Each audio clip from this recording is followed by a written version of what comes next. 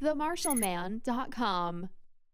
Okay, so continuing on from set one, Yeah. which you said the purpose of the set one is to develop the strings Yes. inside the body. Yeah. So now if we start looking at set two of Yan Shou Gong, Yeah. what would be the purpose that you would train set two? Okay, so the purpose of set two is number one, to learn how to move your center without moving your feet. That's why in the form, we move from the middle, then to the left, and to the right? So we have these movements, left, right, middle, okay? So, and later I'll show why it's important to be able to do that.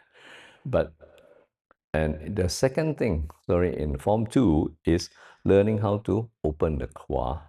Now, in our case, in the form, we do it by lifting the heel. I'll do it with this feet, yeah, this side.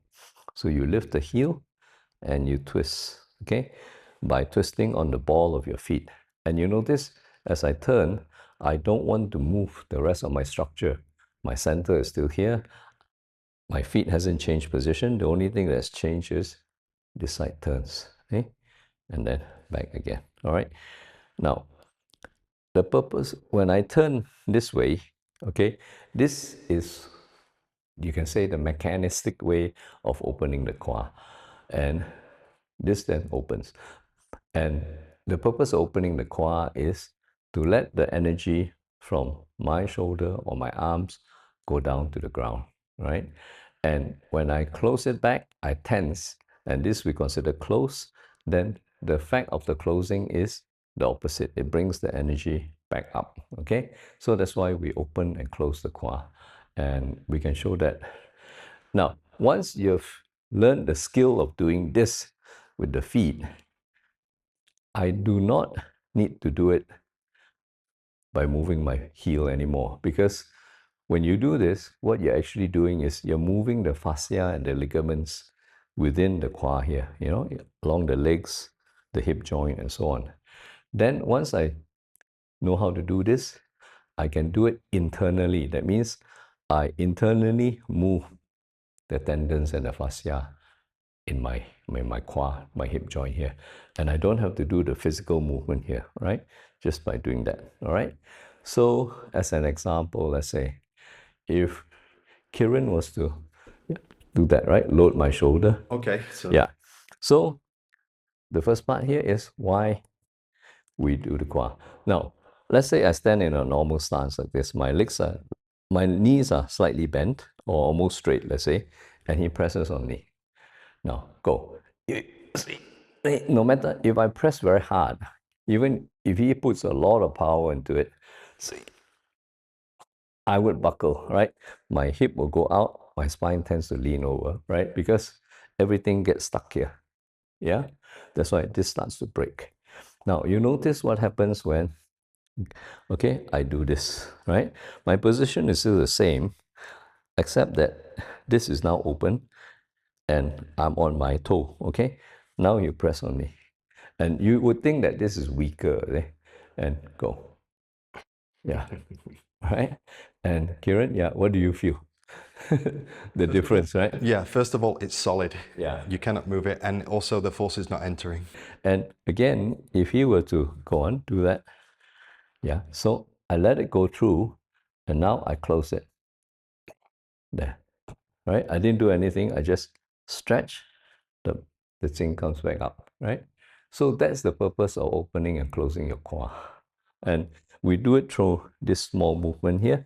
But once we learn how to do it, I do not need the physical movement. You know, I can just manipulate the fascia in my hip joint, and that has the same effect. But by doing this, it's teaching you to feel what are the right parts that are moving, so that later, once you gain the skill, you don't have to actually do the physical movement. You can just do the internal movement, as we call it. So that is what the form is for. The form teaches you how to move in the crude way, so to speak, so that the outside moves the inside. And once you can feel what is moving inside, I can then learn to move the inside without moving the outside. Again, same thing. If Kiran was to press on me, I now move the inside. Now, see, if I don't do anything, go, yeah, I start to buckle. Right now, once it press, I open. Okay? Now, you get the same effect, right? I don't need to move my heel. You can press as hard as you want. And now when I close, there, I return the energy up, right? So in this second scenario, I'm moving it internally, right? So these are the skills we want to teach, you see. And these are the skills that will bring you up, the progress of developing the finer points of the internals. And once you can control this, then you learn to control the flow of energy, right? Now, the other part is the moving of the center. Now, this is important because when you are in a martial arts situation and you're pushing or giving force to the other person, you are trying to find their center, right? I think this happens in Tai Chi push hands. It happens in our five ancestors. We want to find our the opponent's center so we can deliver energy there. Because if he doesn't have my center, if we deliver energy to the side, I can just turn and let the energy pass, all right? So let's do it in a three-quarter view. Now, I'm standing on a flat stance, right? You can stand in the normal stance. So if he pushes into me, he finds my center, I go back because I have the weaker stance.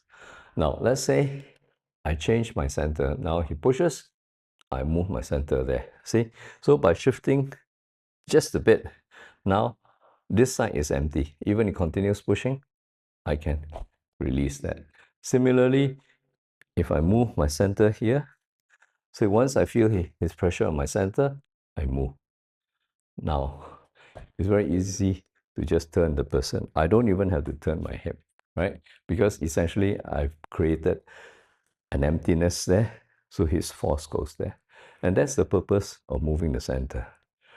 And when you do this, what you're actually doing is learning to change the tension in the fascia of your strings. So when I'm on this side is tense, this side is loose, hence, I can move. Similarly, if I go to this side is tense and this side is loose. But once I can understand and feel what's happening inside, then I don't need the external movement anymore. So this is the outside forcing my strings to move, right? The outside moving the inside. Now I can just change the tension of my strings. I get the same effect. Okay? So here, if I change there, I let my strings here tense, I let the strings here loose. So see, suddenly this side feels empty, right? And I do it the other way. See? I don't need the physical movement anymore. This is now what we call the internal movement. And again, this is the skill that the form teaches you, and this is how we can really point it out to you in the workshops, something that's difficult to do on video.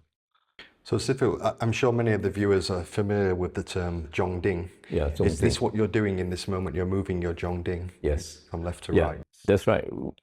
So yeah, we're learning how to find our Zhongding and learning how to move it. And it, in a sense, shift the Zhongding by shifting the internal fascial connections. So I don't have to physically, one way is of course to physically move my Zhongding, but the other way is by changing the tension in the fascia, learn how to move my Zhongding without the physical movement. Yes. Yeah.